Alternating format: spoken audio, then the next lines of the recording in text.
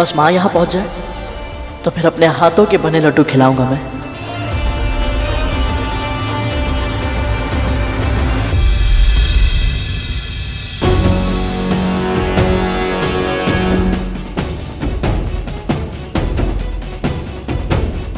स्वादिष्ट स्वादिष्ट बने हैं ये लड्डू। अरे वाह, स्वादिष्ट लड्डू।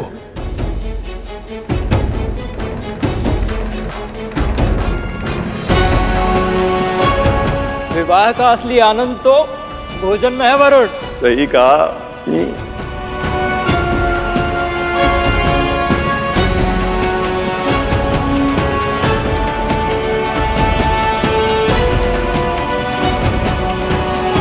गरुड़, थोड़े और बना दो ना। तुम तो जानते ही हो कि मंथन के बाद कितने थक गए हैं हम। क्यों देवताओं? सही कहा देवराज। अभी बना दो देवराज।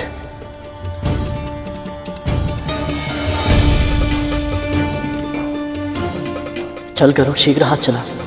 देवता आ गए हैं तो पीछे पीछे असुर भी पहुंचते ही होंगे, और एक बार असुर यहाँ आ गए तो माँ के पास जाने के लिए समय निकालना और अधिक कठिन हो जाएगा। पर उन्हें लेने तो मुझे जाना ही होगा।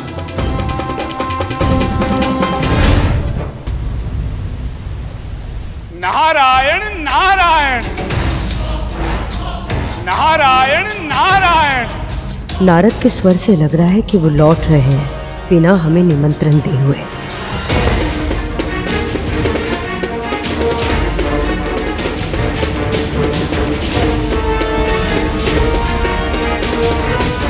नारायण नारायण नारायण नारायण। इतने निकट आकर बिना निमंत्रण दिए लौट गए नारद। वैसे भी हमें कौन सा जाना था मां। उससे कोई अंतर नहीं पड़ता। निमंत्रण ना देना हमारा अपमान है, पर इनके लक्षणों और गोपनीय संकेतों को देखकर तो मुझे यही लगता है कि जैसे हमें आज निमंत्रण नहीं मिला है, वैसे ही हमें अमृत भी नहीं मिलेगा। लेकिन अब तो मुझे भी यही संदेह हो रहा है। आज पूजा करते समय बार बार मुझे गुरुदेव का ध्यान हो रहा था। उन्होंने कितनी बार चेतावनी दी थी हमें कि इस मंथन में भाग लेना हम असुरों के लिए हितकारी नहीं होगा। इच्छा तो मेरी भी नहीं थी भले, पर तुमने मेरा सुझाव नहीं माना। गुरुदेव की इच्छा के विरुद्ध उनकी आज्ञा के बिना यह निर्णय लिया, इसीलिए ये शंका हो रही है। मैं उनसे भेंट करने जाऊंगा और मैं विवाह में सम्मिलित होने जाऊंगी।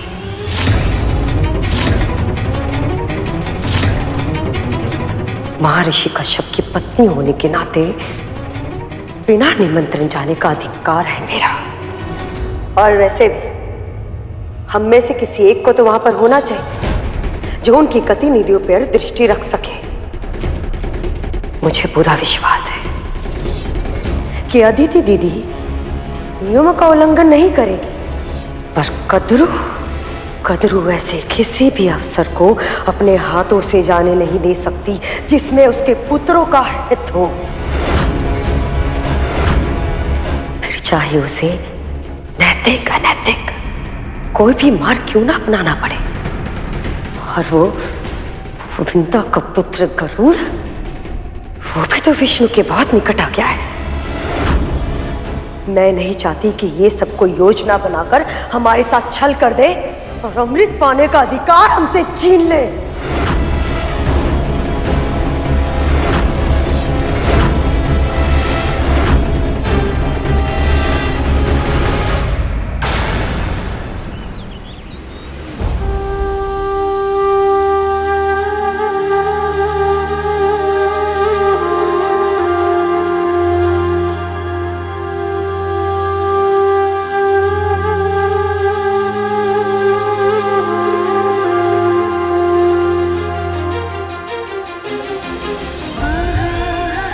अरुण, आज ओस की इन बूंदों में खारापन नहीं, मिठास है। नारायण नारायण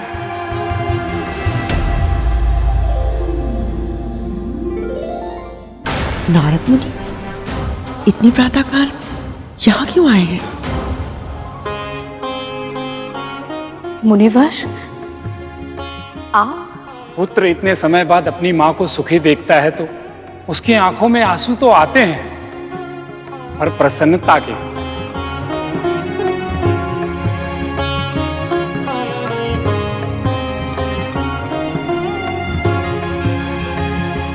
ओस का ये जल कभी खारा ना हो।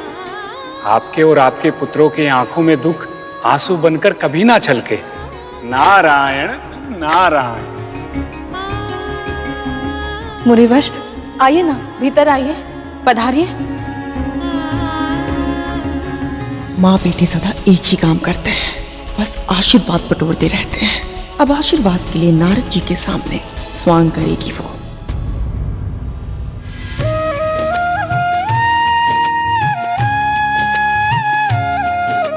मुझे शीघ्रता पूर्वक तैयार होकर मामा श्री विष्णु के विवाह के लिए निकलना है।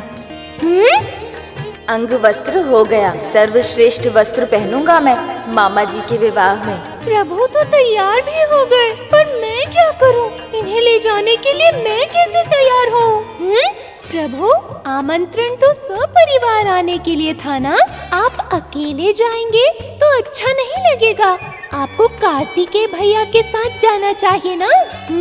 बात तो सही कह रहे हैं आप, और मयूर जी पर पहुंचूंगा भी शीघ्र।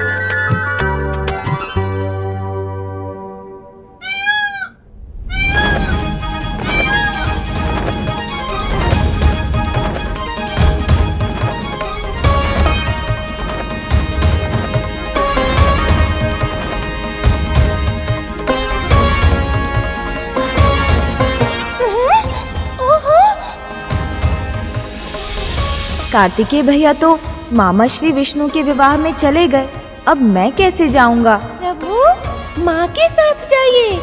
आप साथ रहेंगे तो उनकी सुविधा का ध्यान रख पाएंगे। सुझाव तो ये भी अच्छा है। माँ, माँ। ओहो, माँ तो पहले ही चली गई मामा श्री विष्णु के विवाह में। स्त्रियों के बिना किसी भी उत्सव की शोभा ही नहीं होती प्रभु। इसीलिए तो विवाह जैसे उत्सवों में स्त्रियां सबसे पहले जाती हैं। प्रभु, बहुत ही उत्तम विचार आया है मस्तिष्क में। आप महादेव के साथ चले जाइए, नंदी भैया ले जा रहे होंगे उन्हें। पिताश्री से पूछने का साहस नहीं है मुझ में, आप पूछिए। आपका उनके साथ न जाना मेरे लिए समस्या बन जाएगा, इसलिए ये आवश्यक है कि उनके जाने से पहले मैं उनके पास जाऊं।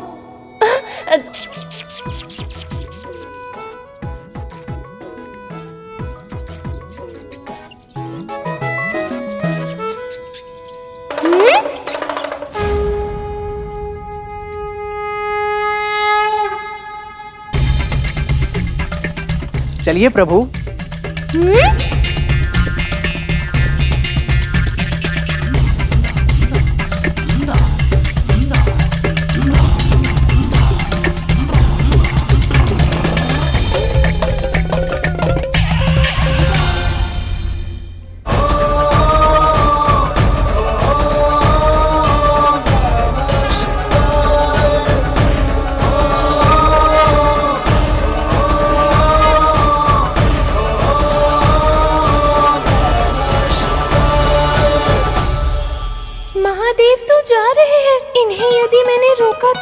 कदाचित मुझ पर ही क्रोधित न हो जाए प्रभु। प्रभु, क्या हुआ मूषक जी?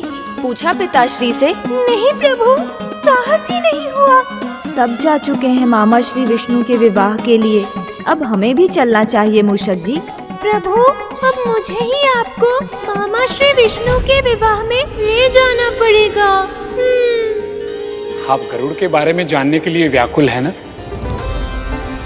अपने सेवा भाव के बल से आपका पुत्र कुछ ऐसे असंभव कार्य करने में सफल रहा है कि वो प्रभु का बहुत ही प्रिय बन गया है।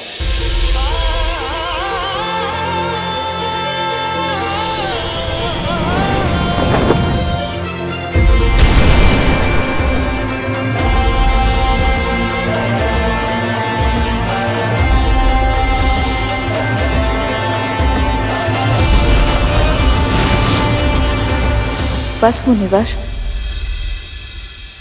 और मत सुनाइए मुझे। पर अपने पुत्र की सफलता की कथाएं सुनने का एक माँ का परम ध्येय होता है। फिर आप क्यों? क्योंकि भय लगता है मुझे, इतनी प्रशंसा सुनकर कहीं मेरी दृष्टि ना लग जाए मेरे पुत्र को।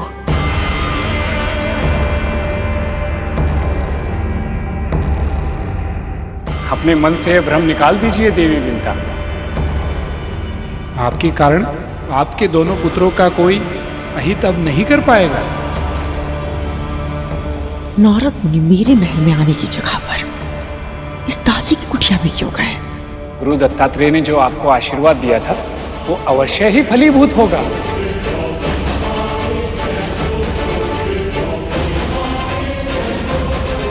समय आ गया है और मुझे पूरा विश्वास है आप शीघ्र ही अपनी दास्ता से मुक्त होंगी।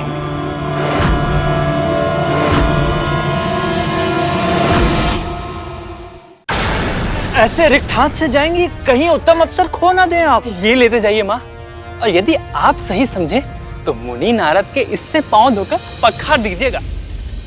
आप तो जानती ही हैं कि ऋषि मुनि ऐसी साधारण बातों से प्रसन्न हो जाते हैं। अब सोचने में समय व्यर्थ मत कीजिए, या तो ये कार्य विंता माता करती हैं, नहीं तो करूर। पर हमारा मानना है माँ कि इस बार ये कार्य आप पहले करके मुनि नारद का आशीर्वाद प्राप्त कर ही लीजिए।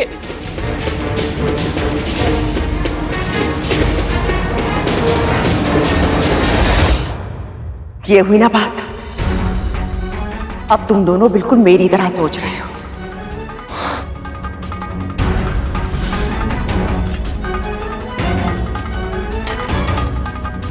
हमें तो बस अब एक ही आशीर्वाद चाहिए माँ, कि अब हमारी सोच आपके समान कभी ना हो। मुझे भगवान दत्तात्रेय के दर्शन मिल गए, मेरे लिए तो बस यही पर्याप्त है मुनिवर। नारायण नारायण।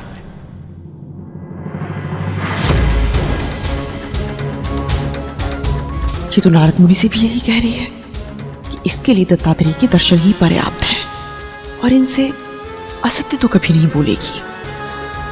इसका अर्थ है कि इसे सच में दत्तात्रेय से कोई आशीर्वाद नहीं मिला।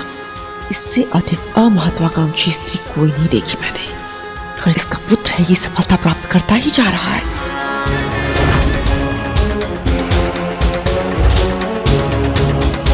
प्रणाम मुनिवर।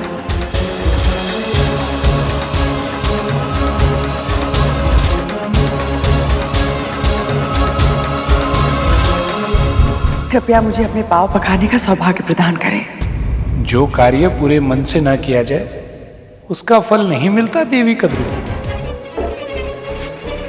यदि आपकी यही इच्छा है तो मैं कैसे अस्वीकार कर सकता हूं देवी।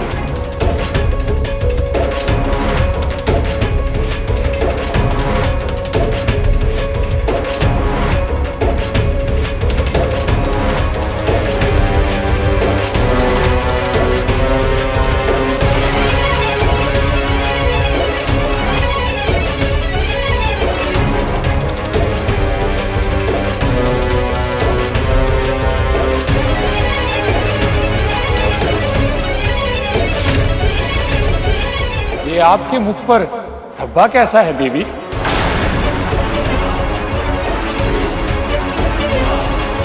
मुनिवर वो ये आपके भीतर का रोग है देवी, जो बाहर प्रकट हो रहा है। कृपया अपने मन की शुद्धता पर ध्यान दीजिए। नारायण नारायण। नारद मुनि ऐसा क्यों बोल रहे हैं? कहीं विंता ने इन्हें मेरे विरुद्ध तो नहीं कर दिया है?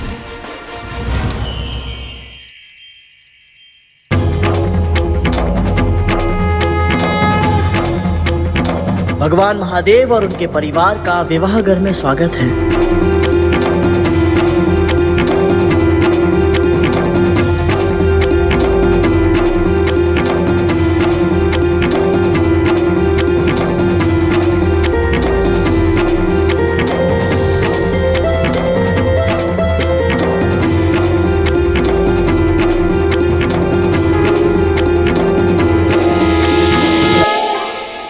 महादेव, देवी पार्वती,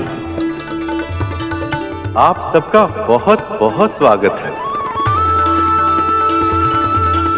महादेव, आपके सखा को अपने सखा की बहुत आवश्यकता थी। जब तक मित्र और आत्मीय जन अपनी प्रसन्नता में सम्मिलित ना हो, प्रसन्नता चाहे कितनी भी अपार क्यों ना, कुछ कमी रह जाती है। इस शुभ समय की प्रतीक्षा समस्त जगत को ही नहीं, मुझे भी थी सखा।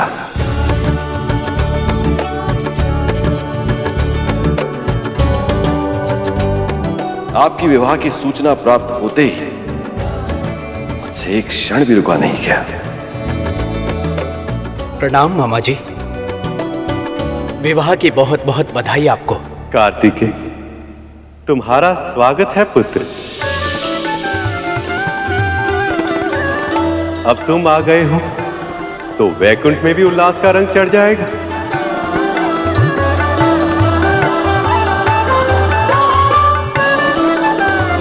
परंतु कार्तिकेय भैया, प्रभु गणपति दिखाई नहीं दे रहे। उत्साहित तो वो भी बहुत था गरुड़, आता ही होगा। परम प्रभु और प्रभु प्रिया के गठबंधन की बेला आई। पाणी ग्रहण है हरि लक्ष्मी का, सबको बहुत बहुत बधाई। हर विष्णु भक्त का स्वागत होगा। आप विशेषकर आमंत्रित हैं, सम्मिलित अवश्य हो, प्रसन्नता बांटे, बस यही अपेक्षित है। नारायण नारायण।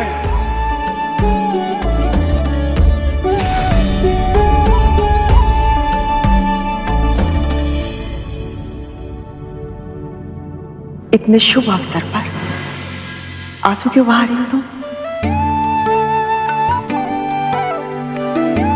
ये तो प्रसन्नता के आंसू हैं दीदी। आप नहीं जानती, गरुड़ और मैं कब से इस क्षण की प्रतीक्षा कर रहे थे। जब से वो लौटा था, उसके मन में बस एक ही इच्छा थी कि वो माँ लक्ष्मी के दर्शन कर पाए, और उसकी ये इच्छा पूरी भी हुई।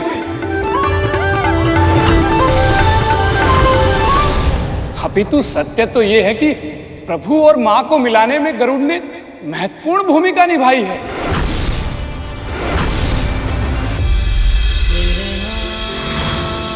जब मैं इसे लेकर प्रभु के पास पहुंचूंगा तो वो कितने प्रसन्न हो जाएंगे। निर्जीव होते हुए भी पायल उनके अधरों पर आशा का, आंखों में भविष्य की झांकी का और हृदय में संकल्प का संचार कर देगी। उनका मन विश्वास से भर उठेगा और उनका आत्मबल और भी प्रखर हो जाएगा। गरुड़ के कारण ही तो आज पूरा संसार प्रभु विष्णु और माँ लक्ष्मी के विवाह का साक्षी हो पाएगा। नारायण नारायण। मैं कृतार्थ हो गई मुनिवर। मेरे पुत्र ने जो किया है, उससे अधिक गर्व की बात एक माँ के लिए और क्या हो सकती है।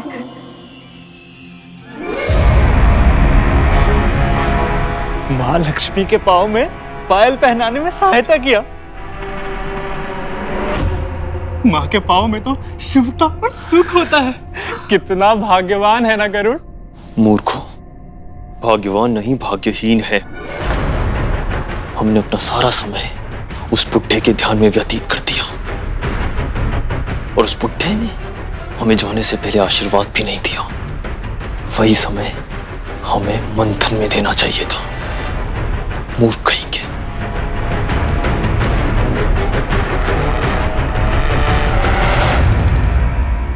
अब आप सब विवाह में जाने की तैयारी कीजिए, और वो भी सपरिवार।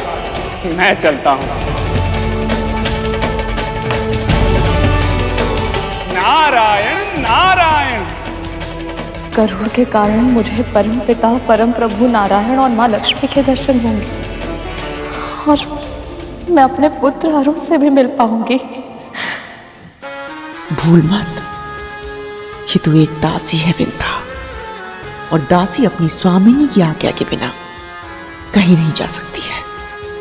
ठीक है, मैं भी देखती हूं तू कैसे विवाह में जाएगी।